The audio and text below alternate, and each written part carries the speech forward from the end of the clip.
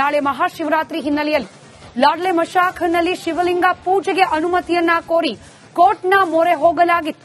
ಇದೀಗ ಶಿವಲಿಂಗ ಪೂಜೆಗೆ ಹಿಂದೂಗಳಿಗೆ ಹೈಕೋರ್ಟ್ ಗ್ರೀನ್ ಸಿಗ್ನಲ್ ನೀಡಿದೆ.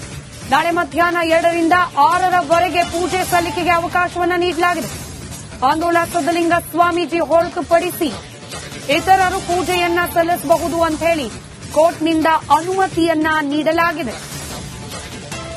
ಲಾಡ್ಲೆ ಮಶಾಖ್ ದರ್ಗಾ ಹಿಂದೂಗಳಿಗೆ ಪೂಜೆಯನ್ನ ಸಲ್ಲಿಸುವ ವಿಚಾರಕ್ಕೆ ಸಂಬಂಧಪಟ್ಟಂತೆ ಕೋರ್ಟ್ನಲ್ಲಿ ಅರ್ಜಿಯನ್ನ ಸಲ್ಲಿಸಲಾಗಿತ್ತು. ಕೋರ್ಟ್ನಲ್ಲಿ ವಿಚಾರಣೆಯನ್ನ ನಡೆಸಿ ಇದೀಗ ನಾಳೆ ಮಧ್ಯಾಹ್ನ 2ರಿಂದ ಸಂಜೆ 6ರವರೆಗೆ ಪೂಜೆಯನ್ನ ಸಲ್ಲಿಕೆ ಮಾಡುವ ಸಲುವಾಗಿ ಕೋರ್ಟ್ ಅನುಮತಿಯನ್ನ ನೀಡಿದೆ.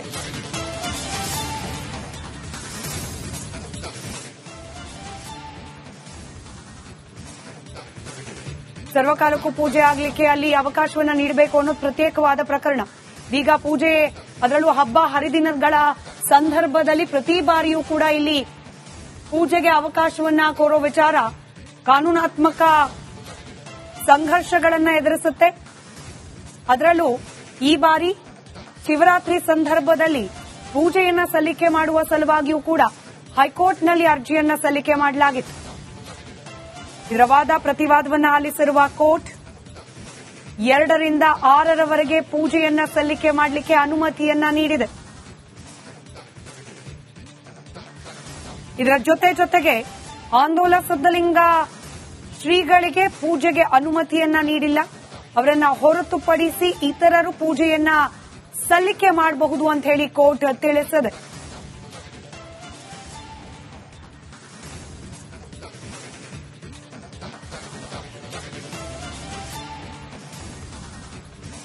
ಶಿವಲಿಂಗ ಪೂಜೆಗೆ ಅನುಮತಿ ಲಭ್ಯವಾಗಿದೆ.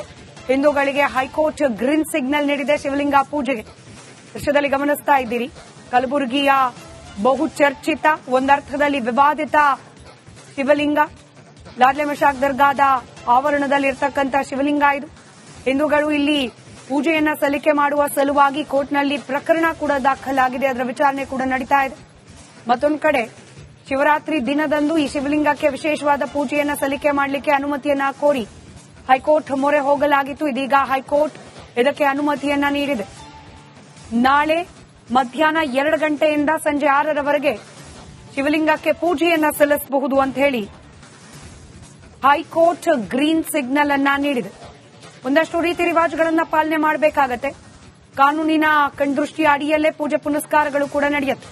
ಯಾವುದೇ ಕಾರಣಕ್ಕೂ ಕೋಮು ಸೌಹಾರ್ದಕ್ಕೆ ಧಕ್ಕೆ ಆಗದೆ ಇರೋ ರೀತಿಯಲ್ಲಿ ವರ್ತಿಸಬೇಕು ಅನ್ನೋ ಆಜ್ಞೆ ಕೂಡ ಇದ್ದೇ ಇರುತ್ತೆ. ಹಾಗೆ ಮತ್ತೊಂದು ಸಮುದಾಯದಿಂದ ಕೂಡ ಹಿಂದೂಗಳ ಪೂಜೆಗೆ ಯಾವುದೇ ರೀತಿ ಅಡ್ಡಿಯನ್ನ ಉಂಟು ಪಡಿಸದೇ ಇರೋ ರೀತಿಯಲ್ಲಿ ವರ್ತಿಸಬೇಕು ಅನ್ನೋ ಕಟ್ಟಾಜ್ಞೆ ಕೂಡ ಇರುತ್ತೆ. ಇದೆಲ್ಲದರ ನಡುವೆ ಮಧ್ಯಾಹ್ನ 2ರಿಂದ ಸಂಜೆ 6ರವರೆಗೆ ಶಿವಲಿಂಗಕ್ಕೆ ಪೂಜೆಯನ್ನ ಸಲ್ಲಿಕೆ ಮಾಡಲಿಕ್ಕೆ ಅವಕಾಶ ಲಭ್ಯವಾಗಿದೆ.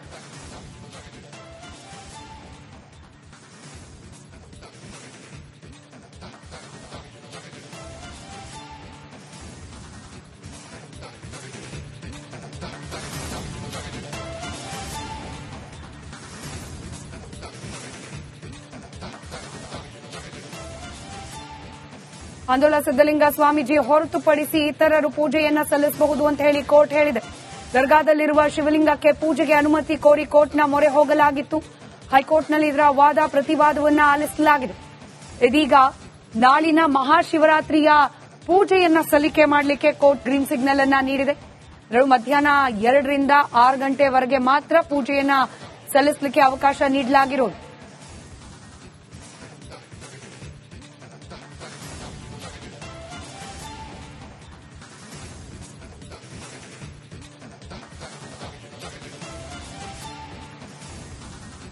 ನಾಳೆ ಪೂಜೆ ಸಲ್ಲಿಸಲಿಕ್ಕೆ ಅನುಮತಿಯನ್ನ ಕೋರಿ ಹಿಂದೂ ಸಂಘಟನೆಗಳು ಕೋರ್ಟ್ನ ಮೊರೆ ಹೋಗಿದ್ವು. ಹಿಂದೂ ಸಂಘಟನೆಗಳ ವಾದವನ್ನು ಆಲಿಸಿದೆ ಕೋರ್ಟ್. ನಾಳೆ ಮಧ್ಯಾಹ್ನ 2ರಿಂದ ಸಂಜೆ 6 ಗಂಟೆವರೆಗೆ ಪೂಜೆಯನ್ನ ಸಲ್ಲಿಸಲಿಕ್ಕೆ ಅನುಮತಿಯನ್ನ ನೀಡಿದೆ. ಆದರೆ ಆಂದೋಲ ಸಿದ್ದಲಿಂಗ ಸ್ವಾಮೀಜಿ ಹೋಗುವಂತಿಲ್ಲ. ಒಂದರ್ಥದಲ್ಲಿ ಜ್ಞಾನವ್ಯಾಪಿ ಪ್ರಕರಣಕ್ಕೆ ಈ ಪ್ರಕರಣವನ್ನ ಹೋಲಿಕೆ ಮಾಡಲಾಗ್ತಾ ಇದೆ. ಹಿಂದೂ ದೇಗುಲದ ಮೇಲೆ ದರ್ಗಾ ನಿರ್ಮಾಣವಾಗಿದೆ ಅನ್ನೋದು ಅಲ್ಲಿನ ವಿವಾದ. ಅಲ್ಲಿರುವ ಶಿವಲಿಂಗಕ್ಕೆ ಪೂಜೆಯನ್ನ ಸಲ್ಲಿಸುವ ಸಲುವಾಗಿಯೇ ಕೋರ್ಟ್ನಲ್ಲಿ ವಾದ ಪ್ರತಿವಾದ ನಡೆದಿರೋದು. ಅದರಲ್ಲೂ ಶಿವರಾತ್ರಿಯ ಪೂಜೆಯನ್ನ ಸಲ್ಲಿಸಲಿಕ್ಕೆ ಪ್ರತ್ಯೇಕವಾದ ಅರ್ಜಿಯನ್ನ ಸಲ್ಲಿಕೆ ಮಾಡಲಾಗಿತ್ತು. ಈ ಬಗ್ಗೆ ಮಾತನಾಡಲಿಕ್ಕೆ ಅರ್ಜಿದಾರರೇ ನಮ್ಮ ಜೊತೆ ದೂರವಾಣಿ ಸಂಪರ್ಕದಲ್ಲಿದ್ದಾರೆ. ಸರ್ ನಮಸ್ಕಾರ. ನಮಸ್ಕಾರ ಮೇಡಮ್. ಮೊದಲೇದಾಗಿ ಅಭಿನಂದನೆಗಳು. ಆದ್ರೆ ಸಂಪೂರ್ಣವಾದ ಗೆಲುವಾಗಬೇಕು ಅನ್ನೋ ಆಶಯ ತಮ್ಮಲ್ಲೂ ಕೂಡ ಇರುತ್ತೆ. ತೃಪ್ತಿ ತಂದಿದ್ಯಾ ಈಗ ಸದ್ಯಕ್ಕೆ ಈ ತೀರ್ಪು? ಮೇಡಮ್, ನಾಳೆ ನಮಗೆ ಶಿವರಾತ್ರಿ ಇರೋದ್ರಿಂದ ಮಹಾಶಿವರಾತ್ರಿಯಲ್ಲಿ ನಮಗೆ ತುಂಬಾ ಈ ತೀರ್ಪು ತುಂಬಾ ತೃಪ್ತಿ ತಂದಿದೆ.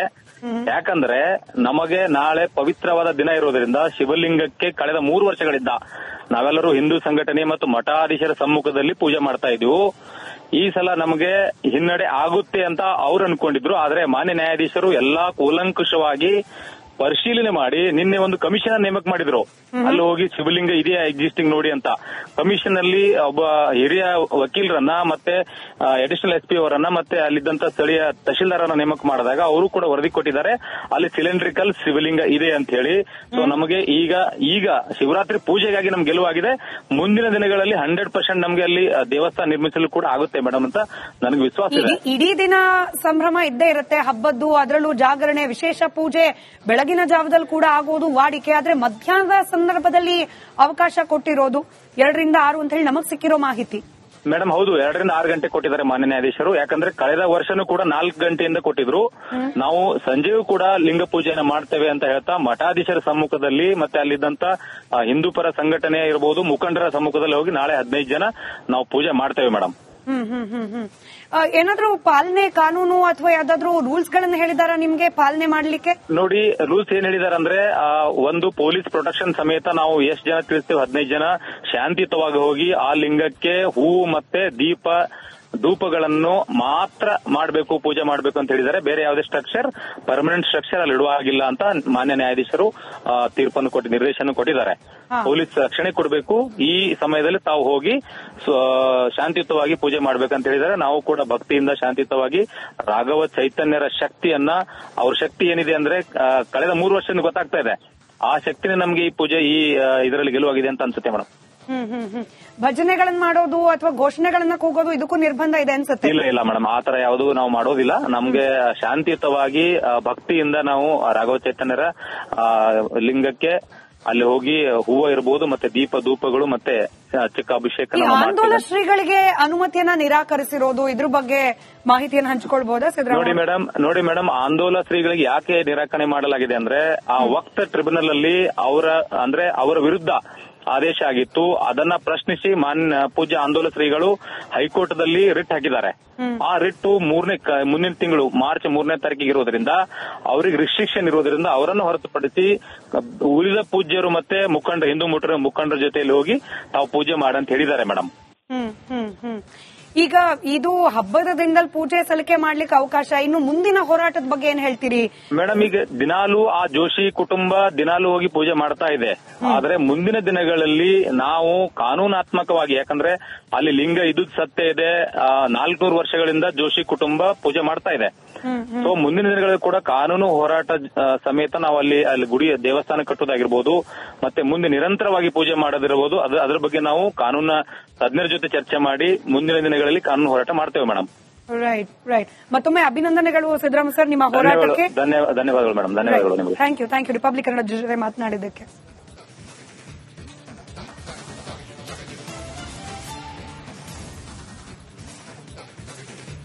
ಇನ್ನು ಹಿಂದೂಗಳಿಗೆ ಮಹಾ ಶಿವರಾತ್ರಿ ದಿನದಂದು ಪೂಜೆ ಸಲ್ಲಿಸಲಿಕ್ಕೆ ಲಾಡ್ಲೆ ಮಶಾಕ್ ದರ್ಗಾದಲ್ಲಿ ಅವಕಾಶವನ್ನ ಕೋರ್ಟ್ ನೀಡಿದೆ. ಕೋರ್ಟ್ನಲ್ಲಾದ ಪ್ರಕ್ರಿಯೆಗಳು, ವಾದ ಪ್ರತಿವಾದ ಯಾವ ರೀತಿ ಇತ್ತು, ಇದರ ಡೀಟೇಲ್ಸ್ನೊಂದಿಗೆ ನನ್ನ ಕಲೀಗ ಓಂ ಪ್ರಕಾಶ್ ನೇರ ಸಂಪರ್ಕದಲ್ಲಿದ್ದಾರೆ. ಓಂ ಪ್ರಕಾಶ್, ಈಗಷ್ಟೇ ಅರ್ಜಿದಾರರು ಮಾತನಾಡಿದ್ರು, ಕಮಿಟಿ ಕೂಡ ರಚನೆ ಆಗಿತ್ತು, ಅದು ಕೊಟ್ಟ ವರದಿಯ ಆಧಾರದ ಮೇಲೂ ಕೂಡ ತೀರ್ಪು ಬಂದಿದೆ ಅಂತ ಹೇಳಿ ಒಟ್ಟಾರೆಯಾಗಿ ಕೋರ್ಟ್ನಲ್ಲಿ ನಡೆದ ಪ್ರಕ್ರಿಯೆಗಳು, ವಾದ ಪ್ರತಿವಾದ ಹಾಗೆ ತೀರ್ಪು ನೀಡಿದ ನ್ಯಾಯಾಧೀಶರು ಹೇಳಿದ್ದೇನು, ಇದರ ಡೀಟೇಲ್ಸ್ ಹಂಚಿಕೊಳ್ಳೋದಾದ್ರೆ?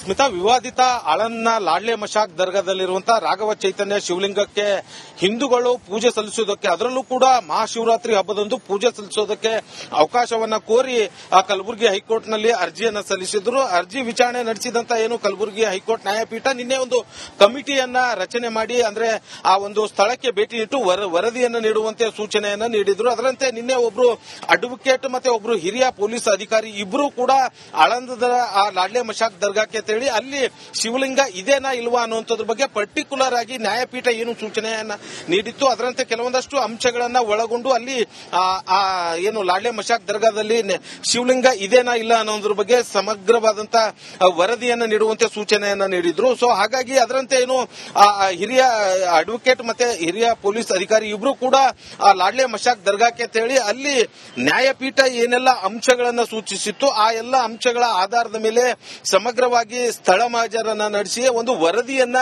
ನ್ಯಾಯಾಲಯಕ್ಕೆ ಸಲ್ಲಿಸಿರುವಂತದ್ದು. ನ್ಯಾಯಾಲಯಕ್ಕೆ ಸಲ್ಲಿಸಿರುವಂತಹ ವರದಿಯಲ್ಲಿ ಅವರು ಎಲ್ಲೂ ಕೂಡ ಶಿವಲಿಂಗ ಇದೆ ಅನ್ನುವಂತ ಒಂದು ಪ್ರಸ್ತಾಪ ಮಾಡಿಲ್ಲ. ಅಂದ್ರೆ ನ್ಯಾಯಪೀಠ ಏನು ಸೂಚನೆಯನ್ನ ನೀಡಿತ್ತು ಸೊ ಅದರ ಪ್ರಕಾರ ಅಲ್ಲಿ ಶಿವಲಿಂಗ ಇದೆ ಅನ್ನುವಂತ ವಿಚಾರ ಸ್ಪಷ್ಟವಾಗಿ ಆ ಒಂದು ವರದಿಯಲ್ಲಿ ಸೂಚನೆಯನ್ನ ನೀಡಿಲ್ಲ. ಅಲ್ಲಿ ಒಂದು ಸ್ಟೋನ್ ಇದೆ, ಸೊ ಅದಕ್ಕೆ ಸಂಬಂಧಪಟ್ಟಂತೆ ಕೆಲವೊಂದಷ್ಟು ಸ್ಟೋನ್ ಇದೆ, ಅಲ್ಲಿ ಕೆಲವೊಂದಷ್ಟು ಕಲ್ಲು ಹಾಕಿದ್ದಾರೆ ಅನ್ನುವಂತ ಲೆಕ್ಕಾಚಾರದಲ್ಲಿ ಒಂದು ವರದಿಯನ್ನು ನೀಡಿದ್ರು. ಅಂದ್ರೆ ಶಿವಲಿಂಗ ಯಾವ ರೀತಿಯಾಗಿ ಇರುತ್ತೆ ಅನ್ನೋದಕ್ಕೆ ಸಂಬಂಧಪಟ್ಟಂತೆ ಕೂಡ ಸ್ಪೆಸಿಫಿಕ್ ಆಗಿ ನಿರ್ದೇಶನವನ್ನ ನೀಡಿದ್ರು.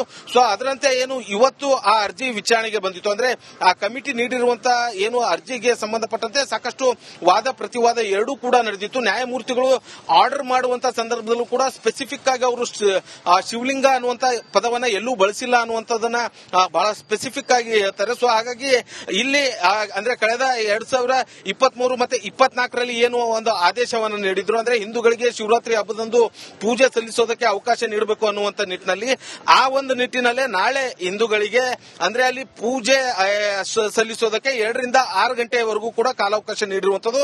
ಕೇವಲ 15 ಜನರಿಗೆ ಈ ಒಂದು ಕಾಲಾವಕಾಶ ನೀಡಿರುವಂತದ್ದು ಬಹಳ ಸ್ಪೆಸಿಫಿಕ್ ಆಗಿ ಹೇಳಿರುವಂತದ್ದು. ಇಲ್ಲಿ ಆಂದೋಲನದ ಸಿದ್ದಲಿಂಗ ಸ್ವಾಮೀಜಿಗಳನ್ನ ಹೊರತುಪಡಿಸಿ ಏನು 15 ಜನರು ಅಲ್ಲಿ ತೆರಳಿ ಪೂಜೆಯನ್ನ ಸಲ್ಲಿಸಬಹುದು ಅನ್ನುವಂತ ಮಾತನ್ನ ಹೇಳಿರುವಂತದ್ದು. ಅದರ ಜೊತೆಗೆ ಶಿವಲಿಂಗ ಅನ್ನುವಂತ ಪದ ಖುದ್ದು ನ್ಯಾಯಮೂರ್ತಿಗಳು ಕೂಡ ಎಲ್ಲಿ ಬಳಸೋದಿರೋದಿಲ್ಲ. ಅಂದ್ರೆ ಅಲ್ಲಿ ಇರುವಂತಹ ಸ್ಟೋನ್ಗೆ ಇವರೇನು ಪೂಜೆ ಸಲ್ಲಿಸ್ತಾರೆ ಆ ರೀತಿ ಪೂಜೆ ಸಲ್ಲಿಸಬಹುದು ಅನ್ನುವಂತ ವಿಚಾರ ಬಹಳ ಸ್ಪಷ್ಟವಾಗಿರುವಂತದ್ದು. ಯಾಕಂತಂದ್ರೆ ಕಮಿಟಿ ನೀಡಿರುವಂತಹ ವರದಿಯಲ್ಲಿ ಅವರು ಕೂಡ ಎಲ್ಲೂ ಸ್ಪಷ್ಟವಾಗಿ ಅಲ್ಲಿ ಶಿವಲಿಂಗ ಇದೆ ಅನ್ನುವಂಥದ್ದನ್ನ ಮೆನ್ಷನ್ ಮಾಡಿರಲಿಲ್ಲ. ಆದ್ರೂ ಕೂಡ ಏನು ಹಿಂದೂಗಳು ಅವರು ಪೂಜೆಯನ್ನ ನಡೆಸಿಕೊಂಡು ಬರ್ತಾ ಇದ್ರು. ಸೊ ಈ ವರ್ಷ ಕೂಡ ಪೂಜೆಯನ್ನ ನಡೆಸಬೇಕು ಅನ್ನುವಂತ ನಿಟ್ಟಿನಲ್ಲಿ ಅರ್ಜಿ ಸಲ್ಲಿಸಿದ್ರು. ಹಾಗಾಗಿ ಕೋರ್ಟ್ ಅದನ್ನ ಮನ್ನಿಸಿರುವಂತದ್ದು. ಆ ಒಂದು ಅಂಶವನ್ನ ಮನ್ನಿಸಿ ಅಲ್ಲಿ ಪೂಜೆಗೆ ಅವಕಾಶವನ್ನ ನೀಡಿರುವಂತದ್ದು.